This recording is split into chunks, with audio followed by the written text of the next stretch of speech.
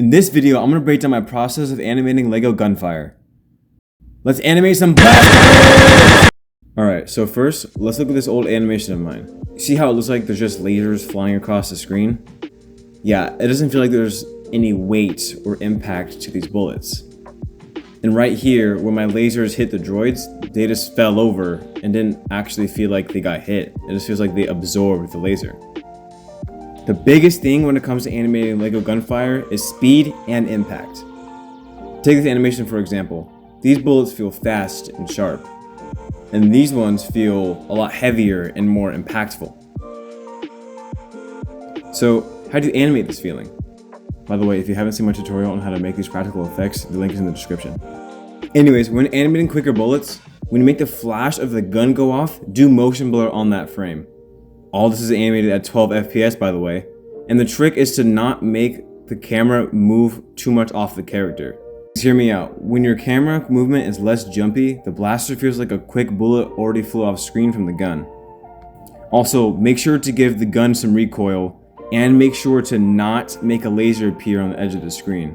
By only making the flash go off and not have a laser showing, it makes it feel like the bullet already flew off the screen. And for recoil, make sure to move the arm back a little and add a spark or two after the frame of the flash.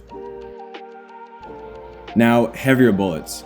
To create a feeling of impact, on the frame of the muzzle flash, use motion blur and either shake the camera forward or backwards. Then the frames after with the sparks, ease out the camera movement with smaller movements in the same direction. This makes it feel like the gunshot was so powerful that it moved the camera. You can repeat this process for each gunshot as well. And the last type of gunfire I'll show you before we move on to bullet impact is rapid fire. Now normally I give a frame or two in between gunshots, but to make rapid fire, right after the muzzle flash and spark recoil, add another muzzle flash and spark recoil, and just be spamming it. This makes it feel very intense and like the gunshots don't let up. And again, you can repeat this as many times as you'd like. Alright, so on to bullet impacts. A quick bullet will have more minimal damage, and heavier bullets will be a lot more dramatic. On contact with a bullet, I use motion blur on that frame and a color flash. And to the next frames, I use some studs and transparent pieces to make some debris and spark studs appear.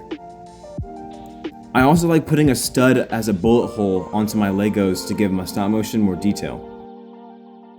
Okay, extra tips. When making muzzle flashes, making this effect smaller or bigger can give it a stronger or weaker feeling. And please make sure to ease out camera movement after you do camera shaking. Thank you for watching this video all the way through. If you enjoy this content, please like and subscribe for more.